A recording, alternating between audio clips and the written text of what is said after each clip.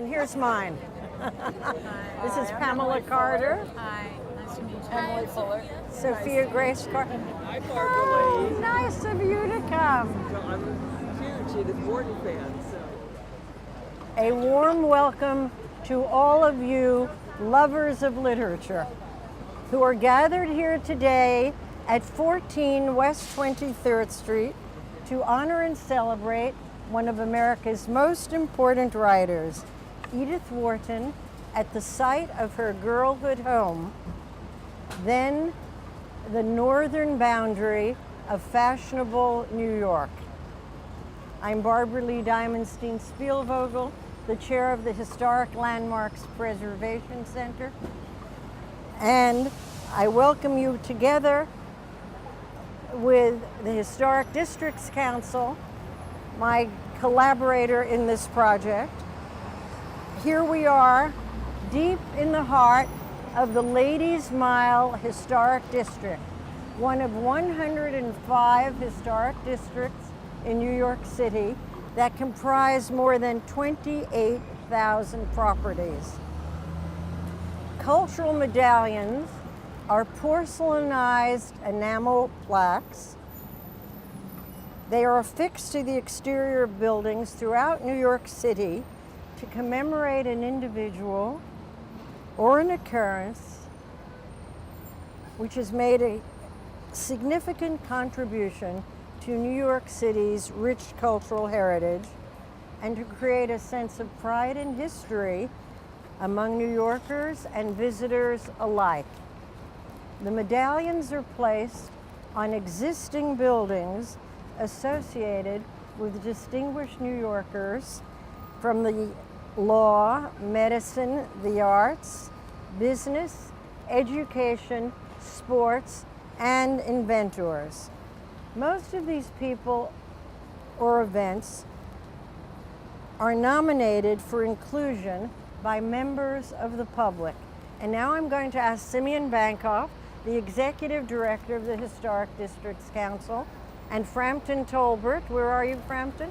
Yep. To please unveil the medallion and read the text of the plaque. Let's hear it for Edith. For those of you who who have as bad eyes as I'm going to read it for you, though I ask you all to come look at it later. This is the childhood home of Edith Jones Wharton, one of America's most important authors at a time when 23rd Street marked the northern boundary of fashionable New York. Here in her father's extensive library, young Edith Jones discovered the world of literature.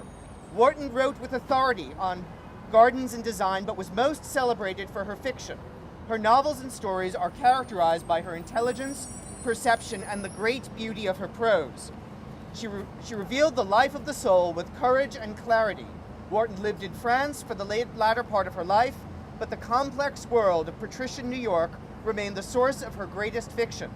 This includes The House of Mirth, 1905, and The Age of Innocence, for which, in 1921, she became the first woman to win the Pulitzer Prize for Literature. I want to give a special welcome today to the representatives of Winston Prep.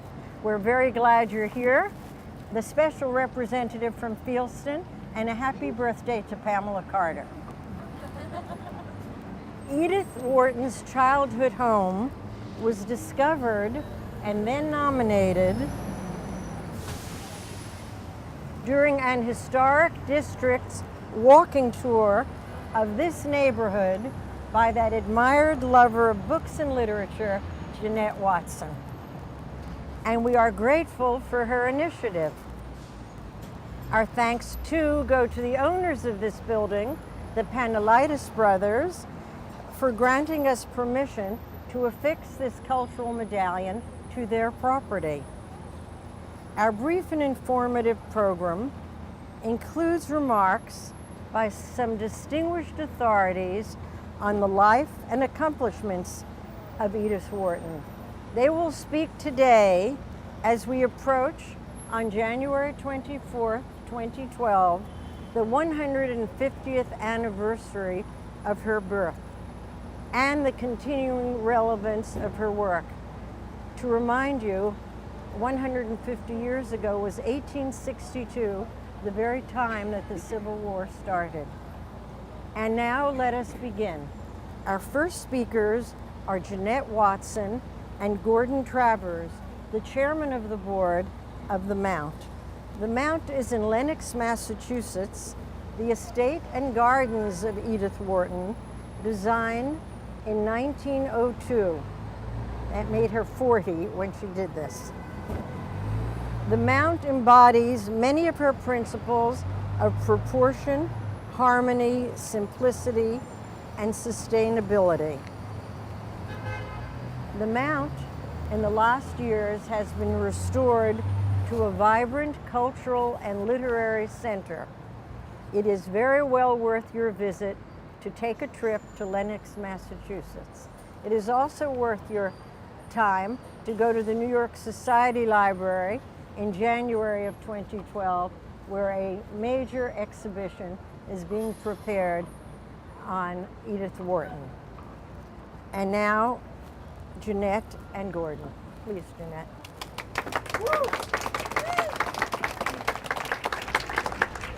Thank you so much, Barbara Lee, for upgrading my neighborhood, because I've just moved down here, and now I'm so thrilled I can say I live just 3 blocks from Edith Wharton, and there's a plaque.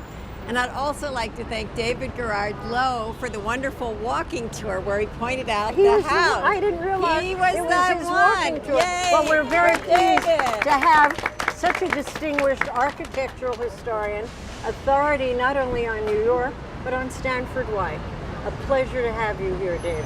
I did not realize you were the tour guide. No wonder she paid such careful attention. And also, I'd like to thank Christopher Gray, who helped us track down the owner's name, and Lori Beckelman, who directed me towards Barbara Lee, who makes so many things happen in the city, and the city comes alive with these great plaques that are all over. And what a pleasure it is for me today to introduce Gordon Travers, the chairman of the board of the Mount, Edith Wharton's beautiful home in the Berkshires. Gordon Travers lives in New York City with a second home in the Berkshires. He is a graduate of the University of Pennsylvania and received a JD from Tulane Law School, where he was a member of the Tulane Law Review and Order of the Coif. Before embarking on a business career in 2000, Mr. Travers practiced corporate and finance law for over 20 years in New York and Paris. He was most recently a managing director with Alvarez & Marshall, a global professional services firm specializing in turnaround management, restructuring, and corporate advisory service across the United States, Europe, Asia, and Latin America. Mr. Travers joined the Mount Board of Trustees in 2006, stepping up as chairman at a critical time in 2008 when the Mount faced foreclosure. Thanks to his extensive business experience, strong leadership, and tireless dedication, the Mount's future is once again bright. It is wonderful that the Mount is once again a vibrant, beautiful place with its newly restored gardens and exciting programming. And I am thrilled that Edith Wharton's great legacy lives on, not only in her books, but also in these 2 houses. This, her childhood home, and also her beautiful home, the Mount in the Berkshires. And now let us welcome Gordon Travers. Good morning, everyone. On behalf of the Mount, I would just like to say that we are deeply honored to be participating in this celebratory occasion, and very grateful to the Historic Landmarks Preservation Center, and especially Barbara Lee Diamonstein, Spiel-Ogle, and Jeanette Watson for conceiving of and spearheading the effort. I am here today as a substitute for Susan Whistler, our very, very valuable and capable executive director who was had to stay close to the Mount today to resolve a very critical issue involving the preservation of our view shed, which is the view that Wharton had. And I just received a call before I got here telling me that it looks like it's been resolved to our satisfaction, and that development could not occur on that property, and the view shed will be saved. It does seem slightly ironic, however, that the childhood home of Wharton has become a Starbucks coffee shop, when, as many readers of Wharton's fiction may know, most of the characters seem to only drink tea. And many of the key scenes, certainly in the House of Mirth and the Age of Innocence, unfold over a steaming pot. But in her memoir, A Backward Glance, Wharton remembered fondly the rituals and food of her childhood, spent in this very building. And some do seem to have involved coffee, particularly for the gentlemen, who after dinner would settle down to claret and Madeira, followed by coffee and Havana cigars. She further describes in mouth-watering detail the family fare and writes nostalgically about those long days when cream was cream, butter butter, and coffee coffee.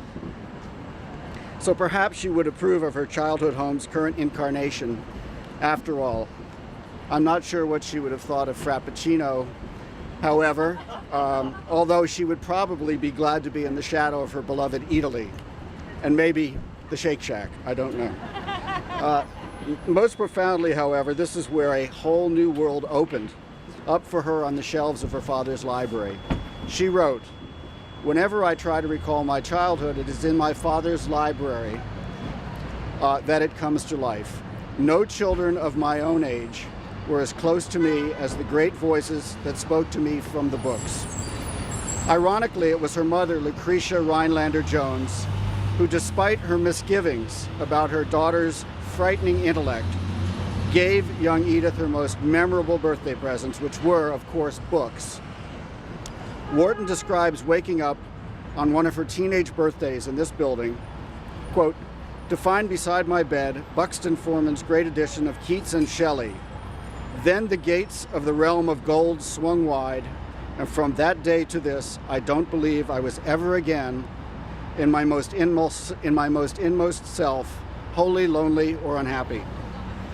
So, given the importance that this house and its books played in Wharton's development, we are particularly delighted that this commemoration is occurring on the eve of Wharton's 150th birthday year, which officially commences in January 2012.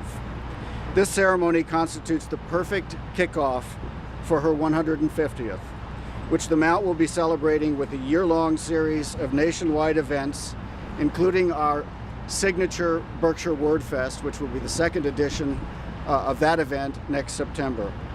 And we are again very grateful to Barbara Lee and Jeanette for this memorable and lasting tribute. We think Edith would approve. Thank you very much.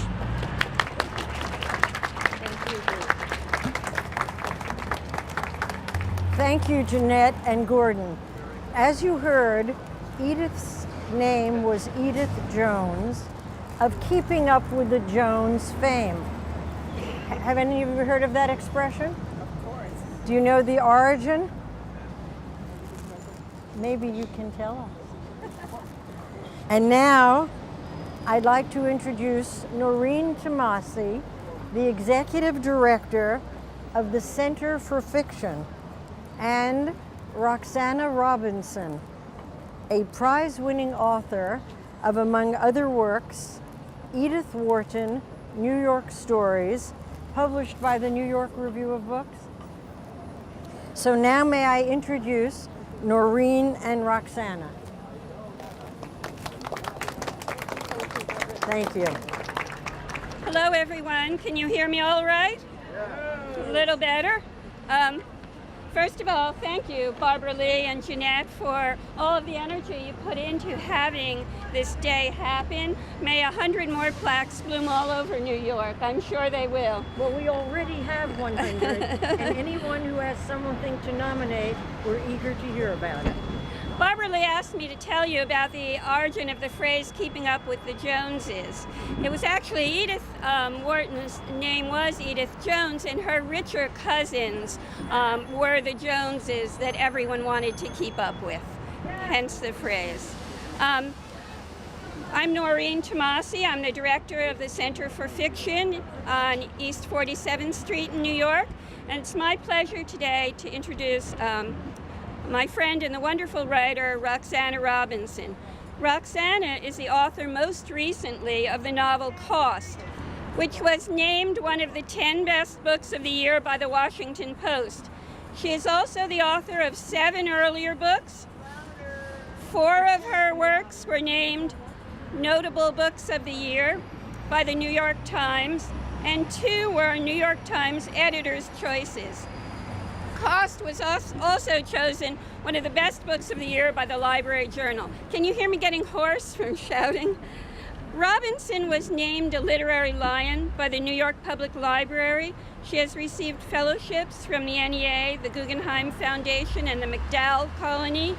She is a trustee of PEN, the Authors Guild, and the Maine Coast Heritage Trust. And I'm sure all of you have read her articles in the Washington Post, the New York Times, the Chicago Tribune, Vogue, the Wall Street Journal, and elsewhere. There are many connections between Roxana Robinson and Edith Wharton. In a review of her first collection of stories by Time magazine, her work was compared to Edith Wharton's, a comparison that's often been repeated. Robinson wrote the introduction to Wharton's novella, The Old Maid, the 50s, and she edited and introduced the collection, The New York Stories of Edith Wharton.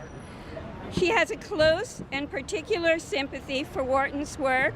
She wrote the text on the plaque that's installed here today, so it's especially fitting that Roxana Robinson should honor Edith Wharton by giving us an insight into her work here today. Thank you.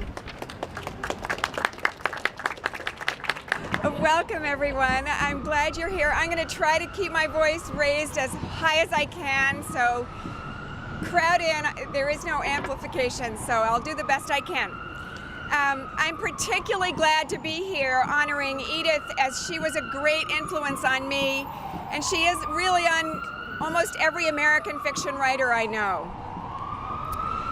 So we're all grateful to her. We all owe her a huge debt. Edith Newbold Jones was born right here, probably on the 3rd floor, I'm guessing, in 1862. She was born into a small, privileged world in which family was more important than wealth. It was tribal and insular, with a rigid caste system and a strict code of behavior. It was puritanical, driven by moral rectitude, self-reliance, and stoicism. Self-control was essential, and an emotional display was anathema. To grow up in that society, and many of us here today did, was to know the enormous social forces implicit in the command delivered by your mother or your father or anyone in charge of you: don't make a scene. You remember that? Edith learned the rules particularly from her mother, Lucretia Stevens Rhinelander. She was well-born, impecunious, and savagely snobbish. She was dedicated to the rules of decorum. And when Edith was a young matron, just married, and she had her first carriage, it was like having your first car, and she was in Newport, where her mother was in the summer.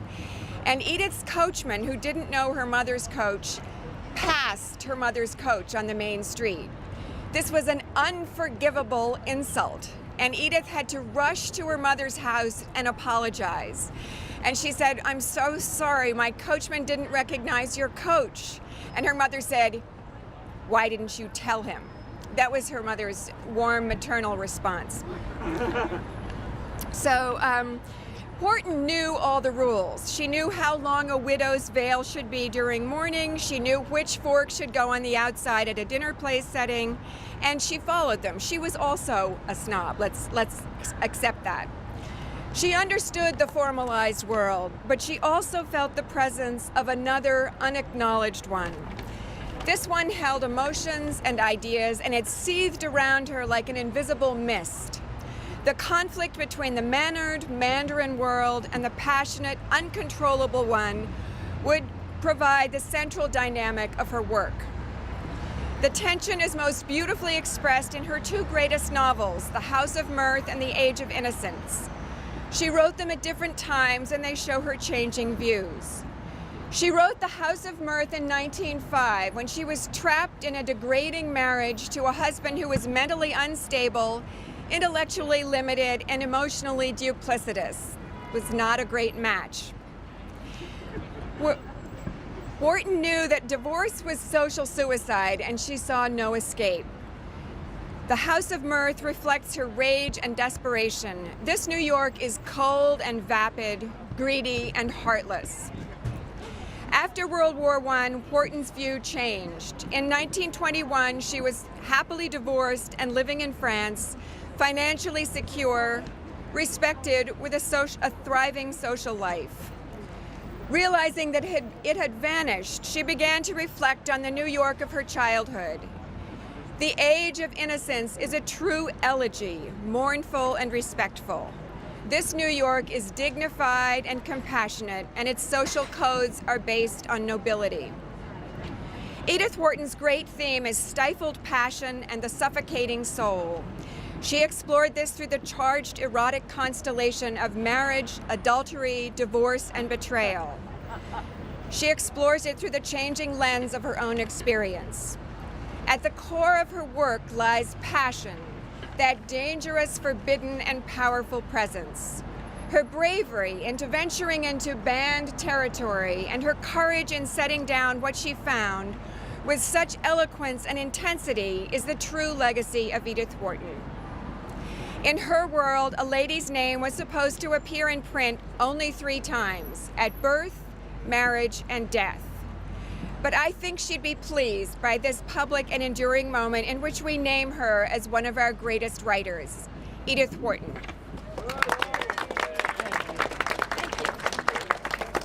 Thank you, Roxana Robinson, for that eloquent, brief description of the life and work of Edith Wharton. Your contribution is very significant today. And our thanks to each and all of you for joining us today.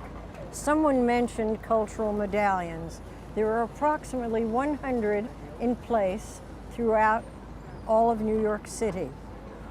The next medallions, and we hope you'll attend those ceremonies as well, will be for Odetta at Upper Fifth Avenue, where the great icon of music lived for a very long while. And after that, the Marx Brothers, who were all raised in a building on East 93rd Street, were awaiting permission from their landlord. And without the wonderful cooperation of Simeon Bankoff, where is Frampton? The always modest Frampton Tolbert, and their great help. If any of you have verifiable information or know of an individual who's made a genuine contribution, a remarkable contribution, a New Yorker who lived, worked, and created in New York City for a significant period of time, please tell us who they are. Those medallions, as you know, are important to New Yorkers and to visitors. The buildings must be existing buildings and not a designated landmark. We would like to hear from you. Frampton and Simeon, are you going to distribute these forms so that you can nominate, not by a telephone call, but by a written instruction, please? To learn more about our program, please see online. Are you distributing those? There are forms that are for distribution. To learn more about our programs, They've been circulating. please see HLPC culturalmedallions.org. One long string. It will describe the history of the program, other medallions, and how you can nominate a worthy individual who lived in an existing building, no phantom sites, and verifiable information and permission from the landlord to affix a medallion to his or her building. Please send your nominations to me or to the HLPC, and we very much look forward to hearing from you. And if there is no other business to come before us, again, I thank each and all of you for joining us today in celebrating the heritage, the work, of Edith Wharton. Thank you all for coming.